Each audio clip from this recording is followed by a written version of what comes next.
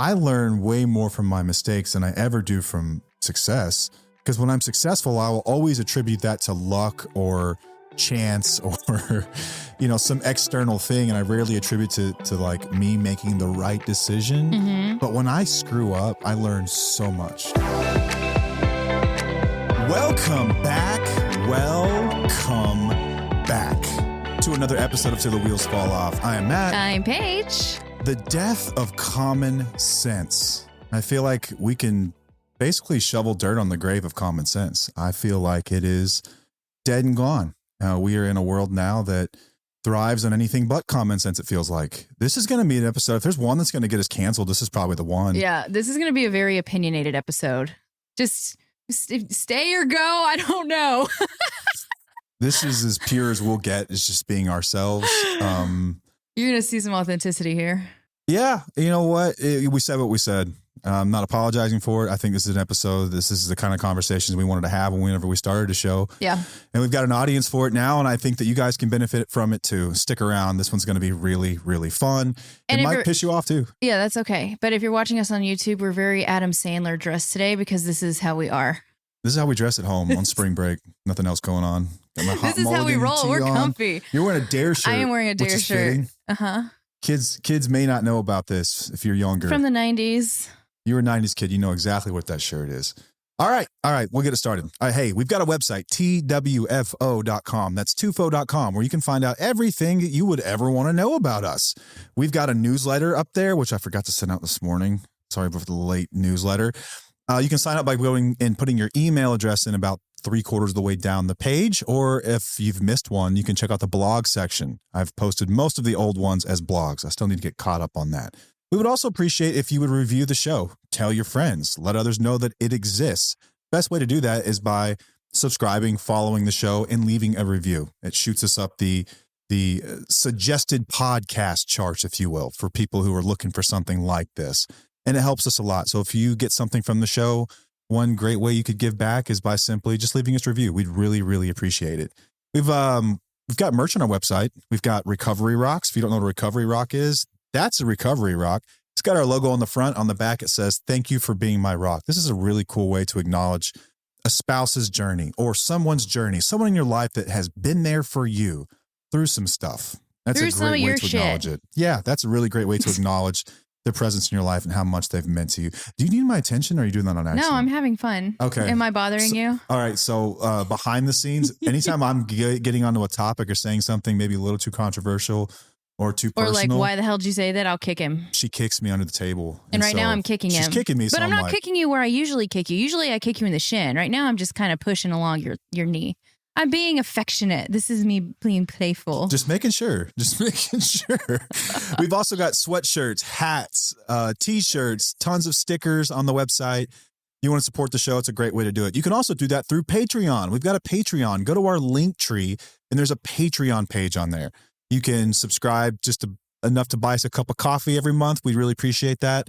We've also got one where we're going to have listener Q&As. So it's like the premium tier, I think. And you can do a live Q&A with us once a month, which we will start very, very soon. There's a few people who have already joined on that. Thank you so much. We've also got a free Facebook community, completely free, 100% free. If you're a listener to the show, you want some community. We talked about the importance of community in a really recent episode. Yes. That's a great way to engage with other people who are going through what you're going through, who are trying to grow, who are trying to move past whatever it is that got them here. You can find that by going to our link tree on our website as well. We've also got a course called Independently Strong. Independently Strong was our best attempt at packaging our lives, our perspective, how we grew, how we changed, and how we moved past addiction and started challenging ourselves in growth in all sorts of other ways. We've said it before, but I think that addiction is just the frame, the lens from which we view growth, but that's not what the course is necessarily about. I think that a lot of our listeners find us because of addiction, but we hope that they stay because they're interested in all things growth. We want you to become better people. We want you to challenge yourself, develop personally. And that is what the course does. It is built alongside a licensed therapist, Dr. Christopher Taylor. So this is also research and evidence-based and informed. It's not just our opinions on things, unlike today's episode.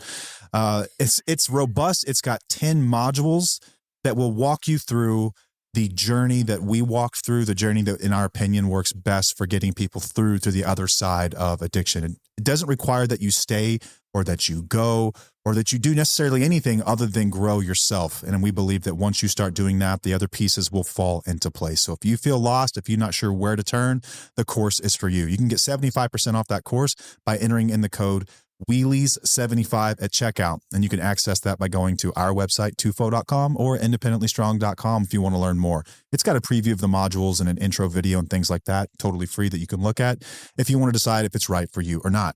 We've also got We've also got I can't find the word sponsor. Yay! We've got a sponsor for today's episode. Sorry, what happened to me there. Soberlink. Thank you to Soberlink. If you don't know what Soberlink is, it is the most high-tech breathalyzer that's ever been in existence. This thing is crazy. It's incredibly sleek. It is discreet. It is not like the kind you buy on Amazon for a few bucks. What makes Soberlink unique and what makes it different? Well, it's a few things. First of all, it's reporting ability. Soberlink allows you to set up contacts within your circle of trust, whoever that might be. It could be a therapist. It could be your spouse. It could be a group of friends, maybe an AA sponsor, someone like that. And it lets them know whenever you're sober. You blow into the thing, you schedule times to blow into the thing, and it lets them know whenever you're sober. So if you're someone who's trying to reestablish trust in your relationship, this is a great way to do that. Voluntarily get one of these things to show people that you're serious this time. They've heard it before. What would make it different? This would. A layer of accountability that you put into place, that you chose to put into place, that will set this time apart. What makes it different? It's a question I ask a lot of people. What makes this time different? Well, this is one way to do that. It can make things different. It also has people who are on standby 24/7 on Soberlink's team that review the data as it comes in. They know the difference between someone who's got cologne on and someone who's been drinking all day. So if a spouse sees something pop up and on a normal cheap breathalyzer, hey, you've been drinking. No, I really haven't. Soberlink is going to allow you to prove yourself. But if you're lying, they're going to be able to prove that as well. They're not in the business of getting people into trouble. They're getting the business of providing the best possible data. They do a fantastic job of that. They have military-grade facial recognition technology as well, so that you know the person using the device is the person who's supposed to be using the device. No tricks. It's got tamper-proof technology as well. If you try to mess with it, that gets reported too. People will get alerted and they know. They know that you're up to no good, okay? It's a fantastic tool. Soberlink gets to be the middleman, right? You don't have to have arguments with your spouse anymore. You don't have to be the police. You don't got to be the police. Soberlink, let them have that job. You don't want that job anyway. Let them do it. Let them do it. Another great use of Soberlink is if you are in a custody battle or agreement, if you're separated and you want to make sure that your children are going somewhere where you know that they're around a sober adult, Soberlink is the way. It is trusted by over 200,000 people. It is court admissible in all 50 states, and it is considered the gold standard in court. It is essential, I think, if you are in a situation where you're separated and your children are going to be sent somewhere, don't do it without Soberlink. Soberlink has been generous enough to give our listeners $50 off a device. And all you have to do is go to soberlink.com/wheels and enter in your email address. Again, it's soberlink.com/wheels. And they will send you a coupon for $50 off a device. It's an amazing tool. We believe in it. You are in either of the situations we just discussed, get you one. Tell them we sent you. All right, let's get started on today's discussion. What? I'm excited to hear you talk on this episode. I'm excited to hear you talk. I don't want to do this whole time. Bullshit. You want to talk today. Like, you were so enthusiastic during that sponsor talk. It wasn't a read because you don't read from anything. You just kind of do your thing. And you were enthusiastic before this episode. So I'm really excited to hear what you have to say. Yeah. In our show meeting before the show, as we're going through our notes and everything else, discussing the topic. Cute. We called it a show meeting. That's what it is. I know, but that's cute. It's just weird. It sounds official that way, doesn't it? It's really just like conversations that we have behind closed doors all the time anyway. So it's kind of funny. Yeah. We just put more of a formal outline to it all. And then we come and we talk. And then we hope that it helps you guys. We hope at the very least it's entertaining, which I think today's will be. Yeah. Again, these are our opinions. Take them or leave them, whatever you want. All right. So common sense is dead. That's the thesis here, but it doesn't have to be, and we can get it back. Okay. We know more than we've ever known. We have more access to information at our fingertips than we've ever had in the history of humanity. And that's an amazing thing. You can find out truths about a million things. You can find out phone numbers. You can find definitions. You can find out about new ideas or book recommend. You name it. The internet is an amazing thing. I am pro internet. But what it has also done is taken away our ability to make decisions, use common sense and make decisions. Yeah. It's completely removed that from a lot of people. We've gotten incredibly lazy because there's too much information out there and it confuses the shit out of us and we're not sure exactly what to do anymore. So we oftentimes just stay stagnant, unsure of what to do. We've lost our ability to be adults. Like, where are all the adults? I always thought that when I grew up, I'd be surrounded by other adults. And then now that I am officially an adult, I've come to realize that there are no more adults now than there were when I was like 17 or 18. I always thought that there would just be adults, but I think it's just, for the most part, as I've come to know people, I always felt like I was the idiot in the room that needed guidance. And I think that we have a massive problem if people are looking to me for guidance. You're the most adult in the room. We have a problem if that's the case. And this is why I think that could be. That is scary. Yeah. So I'm just kidding. It's really not scary. I think it's great. I think that people complicate the hell out of stuff. Yeah, I think really they do too. I think that we've gotten in this habit of complicating what used to be pretty simple topics, and we've made them so muddy that no one knows how to act or what to do. You're not sure which research path to go down to find the answer that you're looking for, or how to approach anything. Like, addiction is what we discuss here a lot, and there are a lot of ideas about how, like, what does addiction stem from? Where does it come from? Is it trauma? Is it just, we don't go into that topic for a pattern reason. Of behaviors? Is it all right? Multitude of things. There's the disease model of addiction. There's the, like the condition to learn model. There's this kind of hybrid of the two that like Mark Lewis presented. And it's complicated. And then when you get into relationships, it gets just as complicated. And there are things like attachment theory and attachment styles, which we've got opinions about. You're going to get some of those today. I think a lot of it's bullshit. I think that it serves a purpose, but I think that there's a lot of bullshit behind attachment theory. We'll get into why we think that today. But I think that what we've done is we've over-pathologized essentially every normal human emotion that we've ever had in our entire life in the history of humanity. And now everything's got a label. And with that label also comes an identity behind it. And then there are these subgroups online, whether it be like Reddit forums or it can be like there are these hashtag TikTok things, right? There's like NART talk, there's like trauma talk, there's therapy talk, and there's these sort of these online communities that people live in, which a lot of times can give people meaning and purpose, and it helps them identify what's going on. But for a lot of other people, they stay in it way too long and they end up confusing what is a rather simple topic. Yeah. And it becomes their identity and they stay stuck because of it. Right. They stay stuck. Addiction is kind of one of these, but we rely on labels so much and we get analysis by paralysis. We try to find as much information as we possibly can about a topic before we make a decision. And we're going to talk about why today, that in my experience, that was not the best course of action. That wasn't the best approach. No. In fact, I did the opposite of that. I just started forward with the work and then I figured out the why after the fact. And I think that I saved myself a ton of trouble doing that. Just had an aha moment. What was your aha moment? I did the same. You did. We both did. I did the same. Yes. Yes. Did you know that? Yes. Oh, shit. That's awesome. Okay. So today we're going to cut through the noise and talk about what common sense actually looks like in various areas of your life. The first one I want to get into is pop psychology. You all know the pop psychology talk. Attachment theory is the one I'm going to take aim at first. So if you don't, wait, what, that was next? All right, what are we doing first, Paige? The pop psychology. So like on social media or whenever you are labeling everything, which is something that you already discussed. But let's think about a time before we had social media and before we had this self-diagnosis culture, because we have a culture now where you go online, you watch a TikTok video, you watch maybe hours of TikTok videos and you're like automatically like, oh my gosh, I'm ADHD or I'm autistic or I have anxious attachment style. We'll talk about that as well too, or avoidant, whatever it is. And think about a time before we had social media when people had to use their common sense to actually guide them to make decisions. Nowadays, I feel like we have this culture where you just over-pathologize or you over-label everything. And like you said, you just get stuck in it and then you don't make decisions and you don't change, or everything has to have a reason behind it on how you do things because the internet tells you that that's what it is.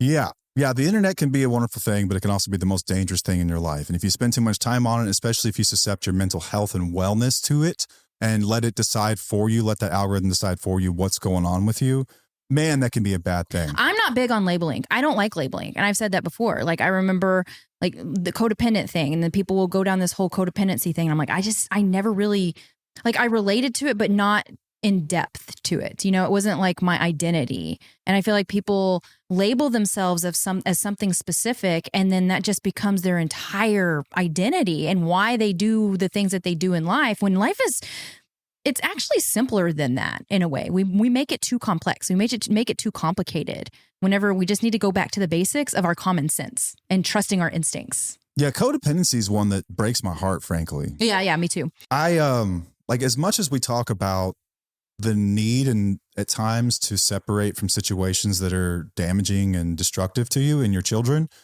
marriage has served us very well. Marriage has served both of us very well. Mm-hmm. I think that people, I'm not just going to say men and women, because plenty of same-sex couples have the same experience where you find someone who has traits that are different than yours and you work harmoniously together to solve problems. And it's incredible.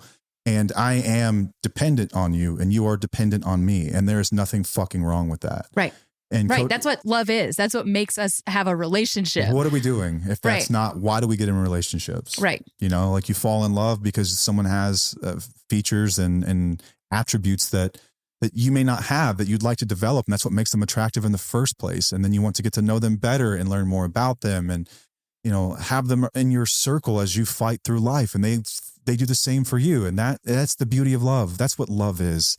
I think that codependency, if you take it too far, you can risk running into a situation where you think that, like, don't get me wrong, you can do things on your own. Like, I don't want anyone to feel like they need to have someone in order to be happy, because that's not always the case. Right. But I don't see why, if you were in a relationship with someone and it didn't work out, that you would just decide at that point that the relationships are just not for me and just give up completely, because you've identified so much with, I don't want to be a codependent. I don't want to be dependent on anyone else. And I could see why you would feel that way if you've been hurt and you'd been that vulnerable and then rejected and turned away, or you'd have addiction or something like that wreck your life. I understand why you would want to do that. But I think if it does anything at all, it just sets up your next relationship to know what you will and will not tolerate, who you are, who you're not, what you look for in a partner. And it just makes the next one that much clearer. I don't think it just means like, can't win, don't try, give up. Like all men suck and all women suck. And what's the point of any of this at all? Well, that's just all or nothing thinking in black and white. That's going too rigid. You know, there's a gray area with all of that with relationships and stuff. Yeah. I think, ADHD is one I see come up a lot. And at risk of getting completely canceled and ostracized by half of our audience here, I'm just going to come out and say it. So I am the poster child for ADHD. Spend one afternoon with me and you would know exactly what I mean. You were diagnosed when we were in high school? Yeah. Was it high school? No, it was right after high school. After high school? Right after high school. It was like when you were 18. Yeah, right after high school. Yeah. And I'd known that I had this thing. I think that it's a legitimate neuro disorder. It is real. Like, I'm not going to sit here and say that it's not real. I will sit here and say that it shouldn't be your whole fucking identity. It shouldn't be your entire identity. I see people answer questions online or respond to statements as someone with ADHD, as a neurodivergent, as someone who's neurospicy, whatever it might be. So many people struggle with the symptoms of ADHD or have some form of ADHD.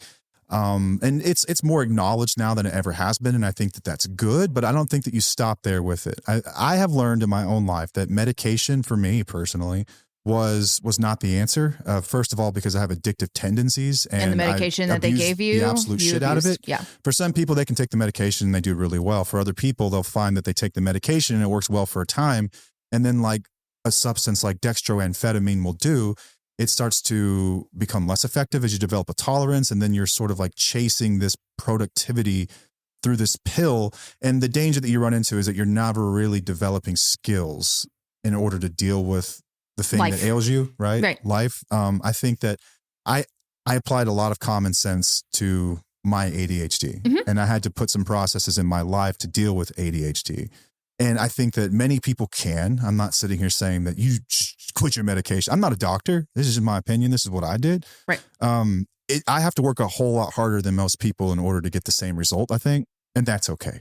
that's who I am. That is what I am. Like when I read, I don't actually get a groove in reading until I've read for about 40 minutes. Okay, but that's common. I don't understand why that's an ordeal. Like, why is that an issue? That's where I'm trying to think of, like, I feel like we all have these quirks, but it's really just human. Like, I feel like that's just something that we have. I don't disagree with you. And I've always felt like when the doctors would tell me, like, that's not normal, I thought, is it really not? Like, are there some people who can sit down and like task oriented and just start and finish a task without getting distracted? And I'm like, and if someone is struggling with it, do we really need to go as far as just writing a medication for it right away? Well, they're a business. Yeah, I don't trust. Let's be real with that. Anyone that sells a product like that. Yeah, it's something that you it's just like addiction, just like depression, just like anxiety, and the things that we do. We learn skills to get through it and recognize it. Sometimes it just is.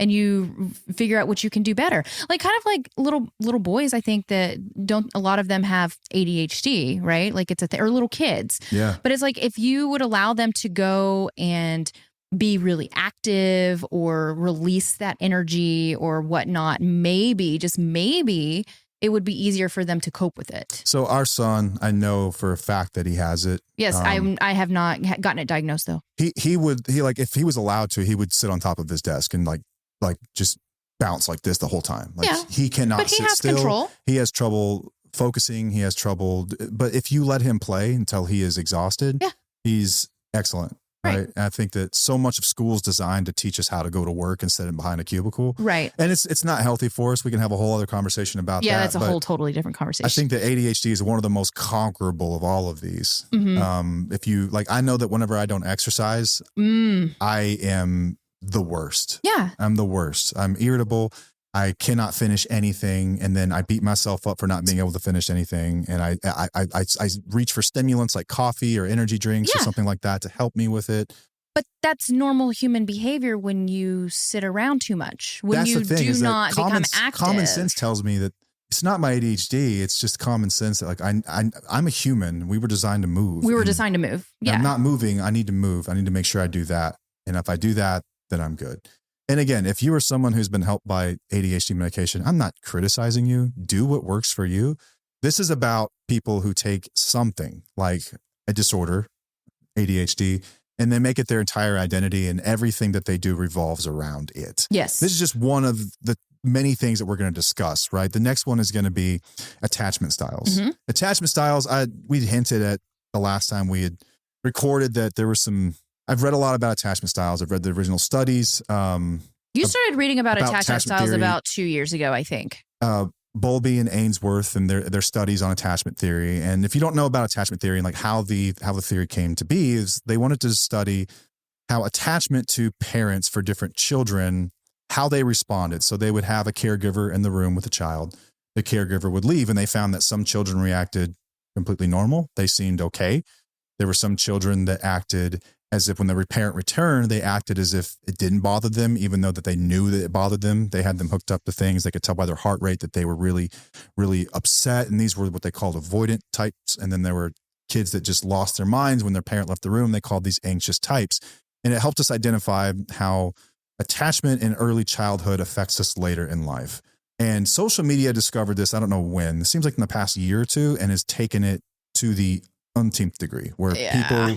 their entire identity is about their attachment style. Right. And it was never intended to dictate who you're supposed to be with necessarily. It was about understanding how your early childhood relationships influence your life and how you present in relationships. It's not an excuse to stay with someone who treats you like shit.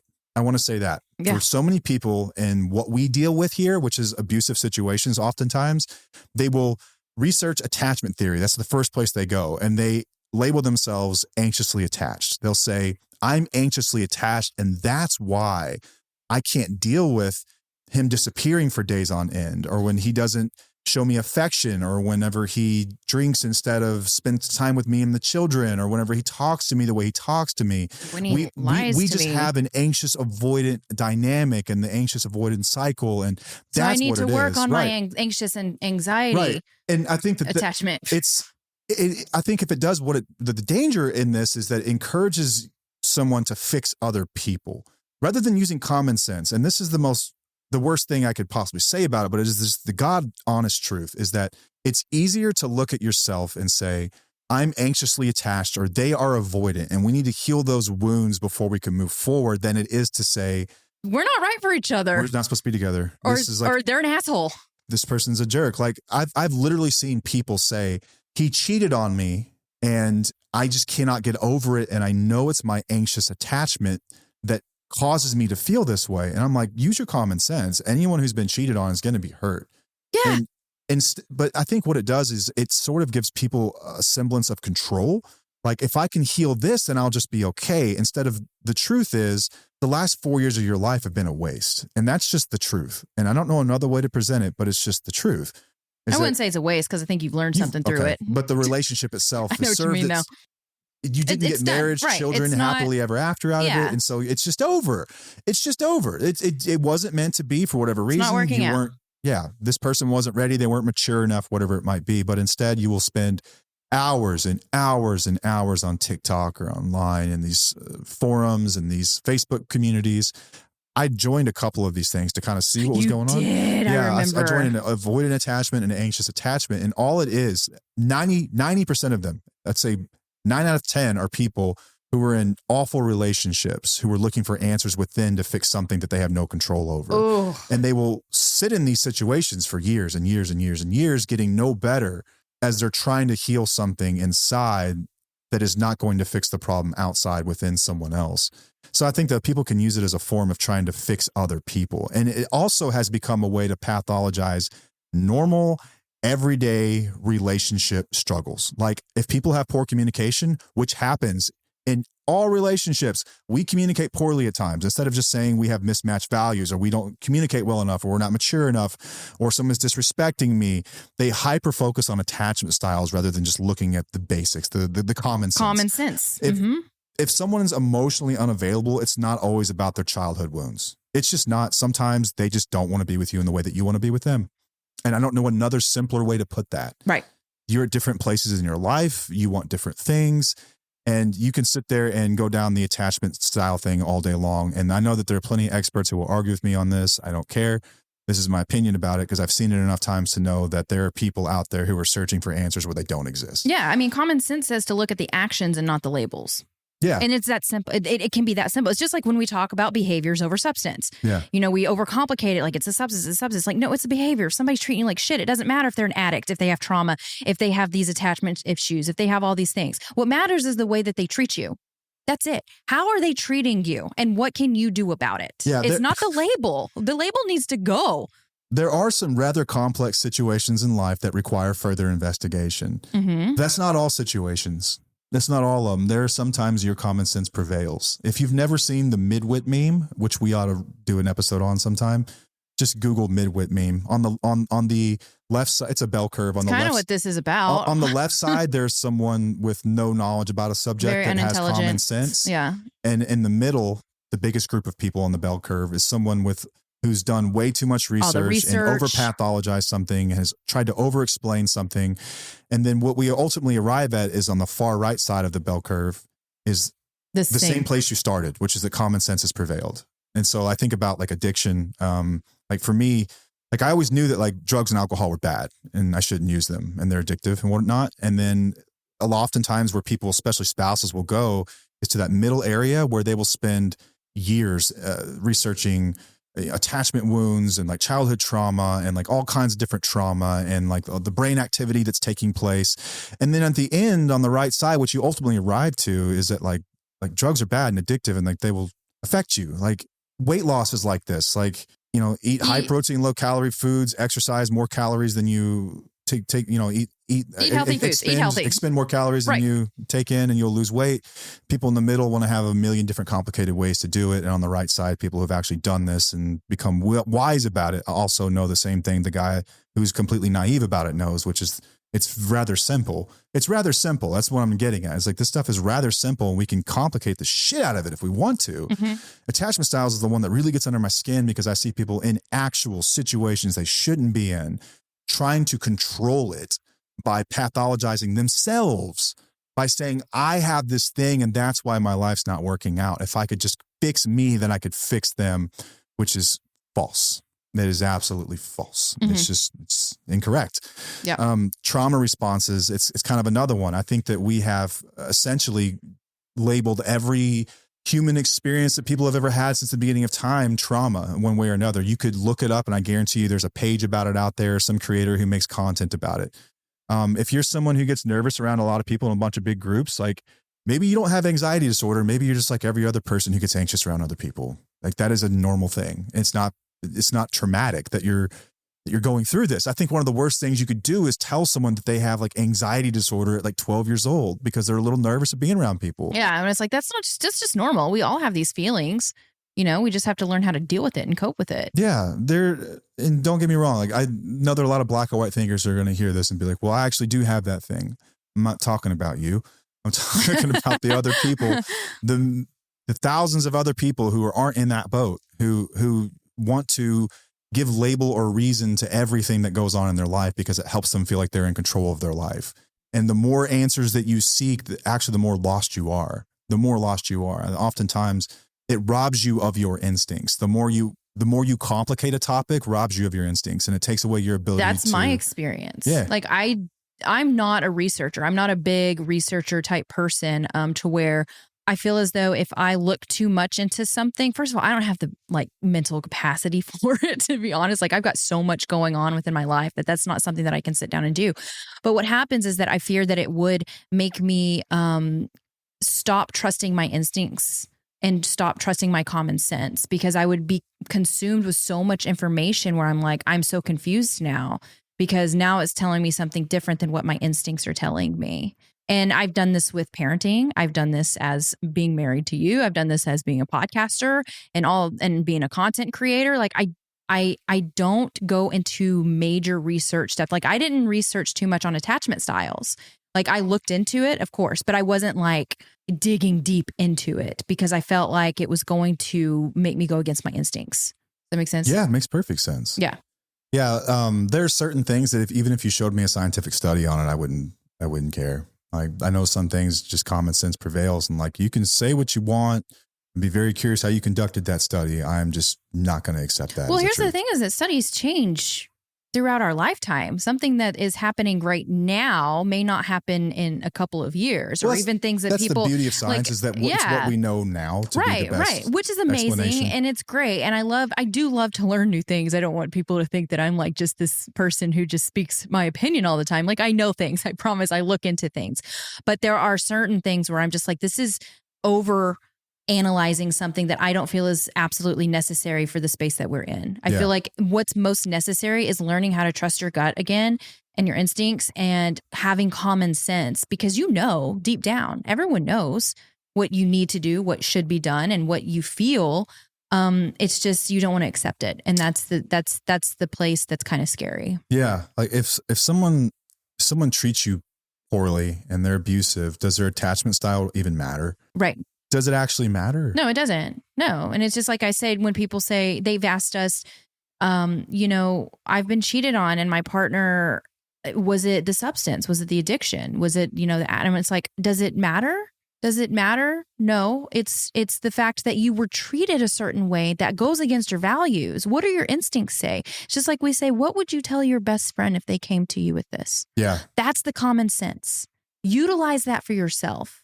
It's hard. I think that questions like that can make it easy. If you're like, listen, we're going to figure this out. It will make it easier for me to forgive if I know that you weren't trying to hurt me. And that's each person's personal, that's your decision. If you want to work through it, I think that you're going to have to find some way to make sense of it and depersonalize it. Cool. Good for you. That's not my experience. Intent does not erase impact. No, it doesn't. And that is what I've tried to hammer home to people forever, is that it's still going to affect you. And just because they didn't necessarily mean to do it doesn't mean that you're not going to feel a certain way the next time that you're watching a movie and there's an infidelity scene. It's not going to mean that you're not going to feel a certain way the next time that you find a DM between them and someone they work with, some woman or something like that. Like it will affect you regardless of the intent, because the impact is still there. It is still there. So you can spend all day researching all this stuff all you want. What does common sense tell you? What does it tell you? Can we go back to research for just a moment? I kind of want to tie in how you got sober. When you got sober, you didn't go into your trauma, right? No. Like it was like I don't care why I'm doing what I need to do. I don't care why I'm an addict. I don't care why I have this problem. I just want to know how to move forward. I just want to know how to do what I need to do to move forward, right? That kind of goes along with your common sense. It does. I think that goes along. I think that was what my common sense, my instincts were telling me. I was in a treatment center with a trauma-informed therapist who was telling me, and I believed her, that some things that have happened in your past, at some point in your past, have set all of this into motion. And I said, I know, you're probably correct, but I don't really give a shit about that right now. What I care about right now is how do I fix this? How do I fix this? And I promise you, I will learn about those things in time. I will figure all that stuff out in time. But right now, today, I need to know what I need to do in order to fix this. And she was kind of like taken aback by it. Like, I don't know if that's the best idea. I'm not sure if that's the best path forward. And you said the same thing. I did. And I was like, you used to wear me out about it. Like, you need to know the why. You need to know the why. And what you were saying is it's important that you know so that you don't repeat it. It's important. We don't pass it on to our children. If you are going to be in long-term recovery, that you understand the why. But day one, you don't need to understand why. And that's my hot take, is you don't need to understand why today. Nope. And if you're a loved one of someone, you don't need to understand the why any more than they do necessarily right now today. What good does it do to research the why and spend a year or 2, 3 years in therapy understanding the why if you're still getting high and using alcohol to excess the entire time? What good is that? What good does that do? Start to do the work now to change the behaviors that lead to a life of sobriety, in which then you can uncover the why of it all. Deal with it with a sound and sober mind. Deal with it, okay? These things can kind of exist together, but a lot of people will think of it like these are two separate things. Before you work on it, you got to understand why. And you can't work on it before you understand why. And that's total crock of shit. It is bullshit, because that was your experience and that was my experience with my personal thing too. But you didn't go down into your trauma until fucking a decade later after sobriety, pretty much. And I was and you fine. were doing fine. You were doing fine. I mean, of course you did have some behaviors, whatever. We've dealt with that. Die hard, man. Yeah. But like for me, whenever I went through my mental crisis where I was having panic attacks, anxiety, depression, I didn't give a fuck as to why these things were happening. I didn't care. I was like, I just want to get fixed. What do I need to do to change this? And that's the road that I went down. It wasn't like looking at all of my past issues or my childhood issues or things within you. It was obviously getting help with a therapist, but it was more, it was more of a like validating experience. It was just more talking about things. And then changing my lifestyle. It was about changing my lifestyle. And then I didn't dig into the other stuff until way later on. So I did the same thing.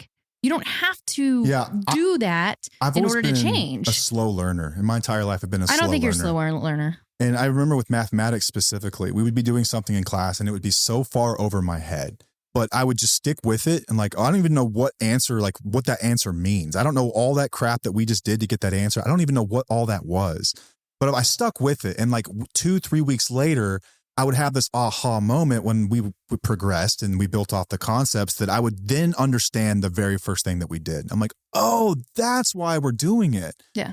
I didn't sit there forever to understand the why, because it wouldn't have made sense to me anyway. No, I would have sat there with it. You did do the work. I just did the work and then it made sense. It's acting. I think that you can talk to anyone who's been successful in any endeavor in their entire life, especially in professional capacity, about how did you get to where you are today. They will tell you all the same thing. I started. At some point, you just have to start. You can't be too like there's no such thing as doing enough preparation. We're going to be feeling ready enough to take a risk like that, like starting something new. You just start and you will figure this stuff out as you go. Just start. If you wait until the day you feel ready to start, you will never get ready. I just don't think it's important. I think knowing why is important, but I think the how is more important. How are we going to fix this? Regardless of the why, how do I get there? How do I go about this? What work do I need to do in order to get there, as opposed to asking the eternal question of why? Well, why? And then it keeps going. And then, it's my mother and it's my father. And it's, the fact that I wasn't held enough as a child, or I wasn't breastfed or any. How is this helping me stay sober today? How is this helping me get better today? How is this helping me deal with my anxiety today? Yeah. How is it helping you to know that your father wasn't around enough, or whatever it might be? Mm-hmm. helps you maybe put the pieces together, but is that helping you with coping skills to deal with anxiety in a crowded room today? Right. I would argue it doesn't. No, it's not. You need the tools in order to cope and manage those emotions and what you're dealing with instead of the why. So with regard to addiction, spouses are probably the worst about this, where they will spend longer than anyone researching the why of addiction. I have more people send me dirty, nasty, angry DMs. There are spouses and partners that tell me that I need to know more about trauma before I open my mouth about addiction. And I'm going to say every single time, no, I don't. You're not going to shut your mouth. I'm not going to be quiet about this. I know that addiction and trauma are correlated. I know all about it. I have read in depth about it. I know. What I'm saying is nothing can change until you put forth action. And just because you've read a bunch of books about addiction and you understand trauma doesn't excuse the fact that they are sleeping with other people and bringing home STDs to you or hitting you or stealing money from you. It doesn't excuse any of that crap. The intent does not matter. The impact is the same. That is what I've always said and will always maintain. That stuff doesn't matter enough as much for you or for them as it does for you, I guess, because for you, it feels like a way to control the narrative in your mind about why you decide to stay. And that's fine. Whatever you need to do to protect yourself is fine, but don't come at me. Don't come at me. Because another thing that happens a lot is people will come after me saying, I have no right to talk about X, Y, or Z, as if I haven't lived through it. You know, right. Like, people have trauma. How dare you bully them saying that they can recover, acting like it's so easy? I never said it was easy. It's incredibly difficult. It's insanely difficult. I never said it was easy. But it's not impossible. But when you say that I haven't dealt with it, like that is the biggest slap in the face to me and every other person that has beat this thing. What you're saying is your loved one's pain must be bigger than my pain ever was if I got this result and they didn't. Or could it be I got off my ass and did the work and they didn't? Define the work any way you wish. If you want to go some cognitive route, if you want to go some spiritual route, if you want to go some medication-assisted route, whatever it might be, all paths equal. I'm doing work that you're not doing. I don't care how much you understand about it, right? I'm not bullying anybody when I say that you need to get your shit together and recover in some way. I'm not. I'm simply not acknowledging the fact that you need to know everything about the why before you do the what. You just don't. So come at me, keep coming at me. I don't care. I'm not going to stop talking about it. It is what it is. Like I've lived through this. I've watched other people live through this as well. And I don't know anyone who spent 7 years in therapy understanding the why of their trauma and then just got sober all of a sudden. Not a single fucking person. No. Not one. It's action. It's oftentimes it's loved ones of people who are still out there, mothers of people who are still out there or have lost someone. And that's tragic. Okay. I'm not coming at anybody, but you're coming at someone who's on the other side of it. I'm not an expert by any means, but I do know a thing or two about it. I've lived it and I've read about it. Just reading about it in a book does not make you an expert about anything. Okay. You've read about theory. You've read about how this stuff works, but have you done it? Have you lived it? Have you lived done any of it? experience is a little bit different than actually reading about it. And if you look at the studies and the research on peer support and why peer support is so important in recovery, you know what peer support is? It's a fancy word for saying people who have lived it and never studied it. Yeah. People who have lived it. It's lived experience. I went to the NADAC conference this last October, I think, and they talked about that in depth, about the importance of peer support, about how lived experience and people who have been there is just as helpful, if not more helpful than experts who have written studies about it and, you know, researched the brain and everything else. At the end of the day, we need to know how we're going to fix this from someone who's been there before. Okay. So come at me all you want, but it's not going to change the way I talk about it or the way I view it or anything else. I know that trauma plays into addiction. I know that they're correlated. But sometimes it doesn't. No one wants to hear that, but it's the truth. But it's true. You know people who just got fucked up to get fucked up. So, I mean... Addiction can be, addiction absolutely is correlated with trauma. We know this. This is true. Talk to anyone who's been through it and they will give you some semblance of a story that is trauma. But what is trauma necessarily, right? Not everyone with trauma ends up being addicted. Okay, so... But they say that all addicted people have trauma, but I wouldn't say that's necessarily true. I know that there are also addicted people who just have really poor mechanisms to deal with stress or anxiety or fear or whatever it might be. They just don't have the coping skills. It's not necessarily trauma. We're just unfit to deal with life as it is today and just maladapted to it. And we need to learn new coping skills. And sometimes it's as simple as that, right? Yeah. Sometimes people are dickheads and they're just abusive by their very nature. Yeah. Because maybe trauma or whatever else, but like, you're not going to fix them by understanding it. Mm-mm. You're not. Nope. If anything at all, you're going to suscept yourself to another decade of it as you come to terms with the fact that you understanding it doesn't change them. Yep.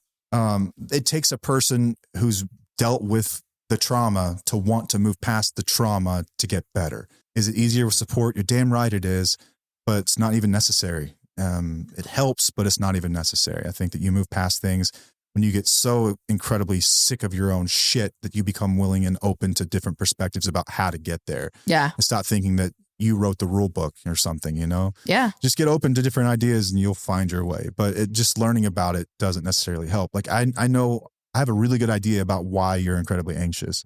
Did it ever help me telling you why? No.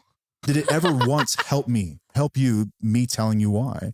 No. And likewise, did it ever help me, you telling me why you think I use drugs and alcohol? Oh, no, you didn't like it.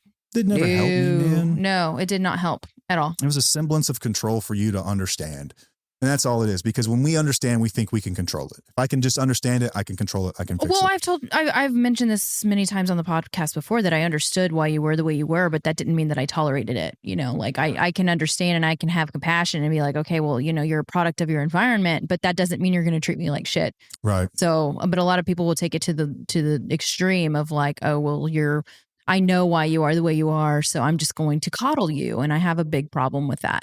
Because that's not common sense. Common sense is saying, I understand why you do what you do, but I'm not going to tolerate it. Like, I feel like that's just common sense. It is the essence of common sense. But it's been lost. There was an episode of Modern Wisdom that released, and I wish we could just delete everything we've talked about and post their episode because it was incredible. It's with Chris Williamson. I haven't listened to it yet, but oh my gosh, you said it was amazing. Chris Williamson and Freya India. I love Freya. An amazing writer. Mm-hmm. Check out her Substack. It's called Girls if you haven't already. She's incredible. Wise beyond her years. Incredibly thought-provoking. And she really hammers on common sense. And like we've gotten so far away from common sense. She talks about it in the frame of Gen Z women. But I think it's very applicable to our listeners as well. It's not just a generational thing. I think this is just kind of a thing that kind of pervades itself through every generation. And like one of them is therapy culture, and which is the next topic here, is therapy culture and the need to, I guess, outsource every single problem that you have.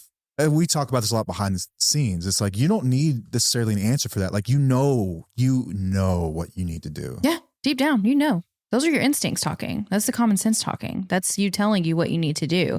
Like I've talked about going to therapy. Therapy is important, but I don't think it's important to have somebody guide you in your life and tell you exactly what to do. I also don't think that lifelong therapy is the greatest idea ever. No, I don't think so either. It comes with season. It's seasonal. You know, you kind of graduate out of it. You can go when you have problems. Like if you're grieving or if something happens within your life where you're like, you know what, I need a little bit of validation. I need somebody to talk to help me through this. That's awesome. But somebody actually telling you what to do is just having somebody else have control over your life. Don't do that anyway.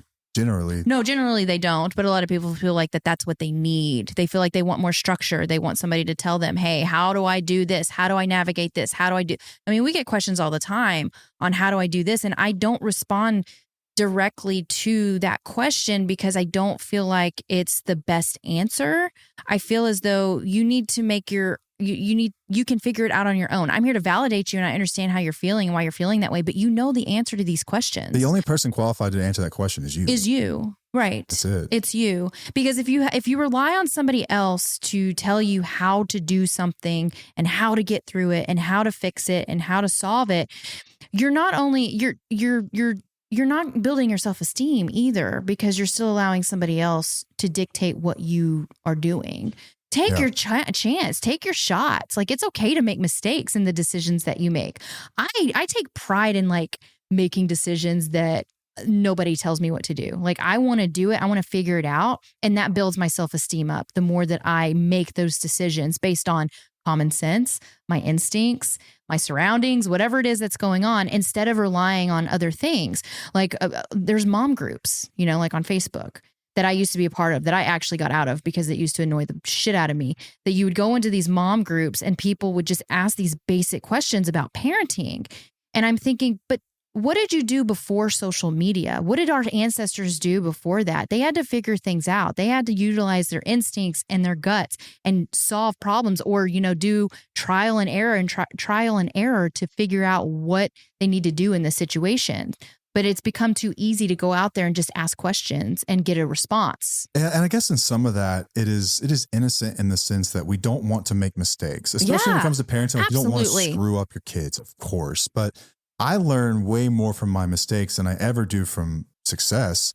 Because when I'm successful, I will always attribute that to luck or chance or, some external thing. And I rarely attribute to like me making the right decision. Mm-hmm. But when I screw up, I learn so much. Yeah. But I think we've made it easier for people to not make mistakes because they go and they ask questions that they know they can get a response to. But if you don't ever make mistakes, you'll never learn. You'll never learn for yourself. And then you won't have that self-esteem either. Like, build up that confidence. Making mistakes actually builds up your confidence because then you can shift it and you can solve your problems by doing something different. Yeah. Like, the world needs more mentors. The world needs more adults. The world needs more people who have answers.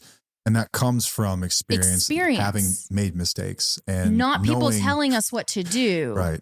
And also another thing is, generally when people tell you what to do, most of the time people just do the opposite anyway. Right, because you don't like the answer. Yes. Like, a lot of the times you're going to ask me, people will ask me questions and they're not going to like the answer to it at all. They're not going to like the answer to it because it's not what you want to hear. I will sometimes give people answers. This person the other day on TikTok had commented that their boyfriend had just been arrested for domestic violence because he had beaten the shit out of her. Mm-hmm. And he was high when he did it, and she wanted to take him back and wanted to know if that was a good idea. And I said, I don't normally do this, but leave him. Yes, leave him. Domestic violence is never something that you take lightly. If you are in danger, get the fuck away from that person as fast as you can, get to safety. And she responded back with like another like trauma-informed excuse about why he had done what he'd done. And I just asked her the simple question, if your best friend had just sent you this, what would you say to her? And she did. She played along. She said, I would tell her that it didn't matter. He'll do it again, just like he has before, and to get away. Yeah. I was like, I hope that she did that. Right. I really do. Yeah. I hope that relationship's over. Yeah. Yeah. And I'll answer questions like that as well. This is just guy's more a monster, like man. Get away from him. Basic questions that I feel that we need to make these decisions on our own. Because you're also going to get answers from people who may not really know what they're talking about. Yeah. And you think about like social media in general, people oftentimes are making content that is like, what's their incentive? Their incentive is to go viral. They're making content that they know will get views. Mm-hmm. And so it's usually the extreme perspectives that get the most attention. It's not the most rational perspectives that get the most attention.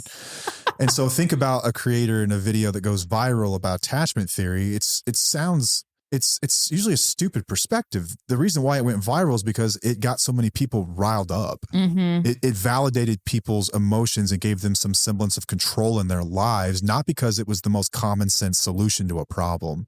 And that goes true for most things on social media. Like, if something isn't working, just change it. Mm-hmm. Okay, right or wrong, change it, figure it out along the way on your own. Use your common sense, use your head, use your best judgment. You will make mistakes in this life, and that's okay. That is okay. If I've learned anything about humans in the last 30 plus years, it's that humans have a capacity of forgiveness that surpasses the pain that they have been endured. They want to forgive. They want to make peace. They want to have relationships. We want connection. If you screw up your kids a little bit, we will all do this. They will forgive you. I'm pretty sure of it, unless you go really far. Even in addicted relationships, like, spouses want to forgive. So if you're someone who's like me, and like, there's some people who wallow in this self-pity, I can't believe I did what I did, I'll never recover. Dude, they want to forgive you. You're still married. Like, they would have left you by now if they didn't want this to work. There's still a chance. What are you gloating about? Or, what are you wallowing about? Like, get on your ass and start to make changes and make things better, make things different. It'll be difficult. You'll make mistakes along the way, but like, that's the way out. The only way out is through. Mm-hmm. We try so hard to avoid any sort of pain, but through that pain is where we find. It's where we learn. Exactly. God, exactly. Pain is so important. Also, never trust anyone on social media that says I did my research in a comment section, because they haven't. They haven't. They've not. They watched a bunch of TikToks is what they did. They've not fucking researched anything. I'm convinced of it. There are very few experts on topics. We've never claimed to be experts on anything. We have ideas about our own experience, about what we've worked through and lived through. You can make your own determination if you think we're experts about it, but I will never sit here and say that there's no one smarter than me about it. If you ever hear someone who just says like, I did the research, ignore them. Block that person, get away from them. Dude, I've seen that so many times. And it's always about the craziest stuff. If you do the research like I did, then you would know. And it's like a lot of times it's conspiracy theory stuff and it's outlandish. Yeah. I just don't trust anyone as a general rule who says that. Goes against common sense. A lot of times people cherry pick information that confirms their bias, confirmation bias. They will trust influencers because they got a lot of followers and a lot of views over someone who actually has an actual opinion. Like read a book or something, and don't let social media dictate your beliefs either. Don't do that. Like use your common sense. Use it. If that means you need to unfollow us, then unfollow us. Like by all means, like do it. Like if that's what's best for you, then do it by all means. But think critically and be okay with being wrong sometimes. I think that's kind of like gone past us. It's all right to make mistakes. Absolutely. It's perfectly fine. Perfectly fine. I think in addiction recovery, common sense gets thrown out a lot. I think I've been on I wrote about harm reduction today. I think that harm reduction saves a lot of lives. Don't get me wrong. But I think that people have taken it too far, especially in certain social media circles. I've seen people who will argue and fight with people and justify lifelong drug use and alcohol use, like addictive use, as a valid choice. Like that is perfectly fine. That is what they need. And I think the biggest gaping hole in that entire movement is the effect it has on other people and the effect that it has on family members and spouses and children. And it's like, if that's what you need, then go live in the woods and don't hurt anybody else. But I think it's incredibly crazy that the first time you hear about it, it will make you go, wait, what? And then the more you read about it, you're like, oh, okay, that kind of makes sense. But then your gut will kind of be telling you like, this doesn't make sense. Like something about this seems off. And it's because it is. Because in theory, I think it is a good idea to meet people where they're at. I think it is a good idea to not necessarily push a narrative on someone when they're not ready for it. And I do believe that the only way for people to ever achieve recovery, if that's in the cards for them, is they have to survive long enough to do it. But I think that the mechanisms for which we use to get people there are taken advantage of. And I don't think they're as effective as people think. I just don't. I've seen this. I've listened, I've read the studies. I've heard the experts on this, and I still think it's kind of bullshit. Look at recovery rates just in general, right? Like over time, they're pretty bleak. I don't think that harm reduction is going to be the one that skyrockets it to 95%. I just don't. No, I don't. I don't either. I think for a lot of families, that's a way that you can justify someone's drug use and continued harm to other people around them. Yeah. I know it's got a place, and if you've been helped by it, that's wonderful. Great. The medication assisted treatment, same thing. I think it's great in conjunction with other things, but I don't know. I think that people overcomplicate the absolute shit out of it. Oh, I think agree. The best way for most people is to face their problems, whatever they might be. We were designed to be sober. We showed up like this, Yeah. If you learn how to process your problems this way, then you're never going to have to worry about much of anything. If you can only process your problems with the substance, then you're relying on that substance in order to deal with life in general. I think that we can all agree that that's not a good thing. It's just not a good thing, right? I don't know. I get irritated. People attack me on that too. But you found that it's much easier to just abstain from it than it is to manage it. Dude, I tried to manage it forever, and right. You go through periods of time where you can do it and you're good. Yeah. And then you'll find yourself like falling back off, and then it's like this. Okay, I got to get back on track. It's a cycle that progresses. It takes a lot more mental bandwidth to manage something than it does to just abstain from something. Not do it. In my experience, in my book. Right. And it's just, I don't know, man. Like if it's screwing up your life, stop doing it. Could you do that with sugar?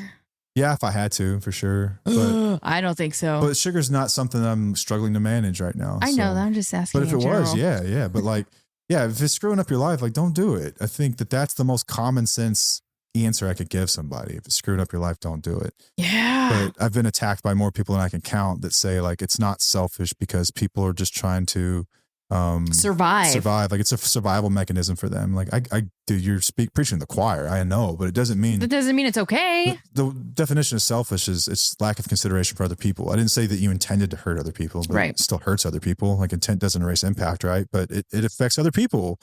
And I think that what we've done in that area of recovery, or I guess the way of looking at it, that perspective is we've decided that the addicted person is more important than everyone else. Yeah. That's what we've done. We've decided that they are more important than everyone else in their orbit. And it's about them. Forget everyone else. It's about them. And for the loved ones, we're just going to convince them that this is the best way. We're just going to teach them how to tolerate it better. We're going to teach them how to manage it, how to cope, and how to change. change their behavior so that they can influence the others or whatnot, which may or may not work. Do whatever you got to do to get there. I hope you get there. I think about families and family systems and children when I hear stories about this. And I don't know if I've actually heard from someone who's been through it with like children in a family. Oftentimes it's like single people, or it's parents talking about it from their child who's out there using. But I've never, like, oftentimes the people that talk about it the most, like, I know they don't have children. I know that they don't have, because their opinions that they would change if they had children and they suscepted them to that environment. They would change drastically. Like if you wouldn't do this. You would not answer that question the same way if there was a kid around watching this stuff. Just let them use heroin. It's okay. Like, no, it's not. It's not okay. It's not okay. That is common sense. Not okay. Yeah. It's just not. Yep. And that shouldn't be crazy to say. I shouldn't get canceled for that, but I probably will. So be it. Whatever. So fucking be it, right? All right. That's it. What else do we have? Is that it? Yeah. Yeah, I hope people use common sense more. Just get back to the basics. We try to simplify these things so that you can be validated and then just get back to the basics and not make it so complicated. Yeah, we always said like we wanted to validate people first and foremost. Like you're not crazy for feeling the way you feel. No. You're not crazy. Like, and you're not crazy for wanting to know more. Like I understand why people do it, but we're just here to say that you don't have to go through all of that. Just try to listen to yourself, listen to your common sense. Yeah, I think what we're saying is that time. The solution to the problem isn't in more understanding. It's in action. Yeah. It's through action. And that goes for a spouse, or it goes for someone in a tough relationship, a spouse of an alcoholic or an addict or somebody, and then someone in a tough relationship, someone who's struggling in their career. Like take action. More understanding oftentimes is just a form of avoidance. Yes. We try to control all of the variables to eliminate as much risk as possible so that we can act with confidence that's not going to give us a result that we don't want, which is another long-winded way of saying that you're trying to control the situation rather than suscepting yourself to the beauty of life, which is ups and downs. And sometimes it's wins and losses, whatever it might be, but you're going to learn more if you just take action and figure it out. Yeah. And denying the reality of it is also a form of avoidance. Yes, it is. 100% it is. Yeah, you can reframing it and sugarcoating it. And yeah. Use your common sense, y'all. That's all we've got this week. I hope that you do. I hope that you're able to take something from this. I hope that I wasn't trying to offend anybody. I promise you that. But I believe in what we talked about for the most part. Yeah. Which doesn't mean I won't reserve the right to change my mind as I learn more about life and people. And this is where we are right now, though. This is where I'm at today. I think that there's so much of what we get asked about and discussed about that is just common sense. And it's like, if you just use your common sense, you'd be further along a lot sooner than if you tried to understand something as if it were like stochastic calculus when it's really not. It's not nearly as complex as you think it is. Mm-hmm. If you're being treated poorly, you probably don't need to be treated poorly anymore. You should probably not be treated poorly. And so for whatever that means for you, Yeah. Yeah. That's up to you to take action, not to try to change the other person that's treating you poorly. Yeah. If you're struggling to get sober, there's a million ways to tackle this thing. I suggest that you pick one and start working on it like yesterday.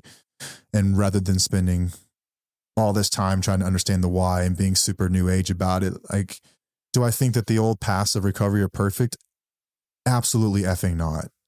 Do I think they're better than doing nothing? Yes, I do. For sure. I think they're better than doing nothing. Find what works for you and run with it. And if it doesn't work for you, pick something else and run with it. If that doesn't work, pick something else and run with it. Just keep doing something. Pick something and do something. And then take action. Life will get better for everyone. I promise you that. And you will be more empowered having made a decision on your own. Ooh, yes. I can assure you of that. All right. That's all we've got this week. Thanks for joining us. Until next time, I am Matt. I'm Paige. And we'll see you. Bye.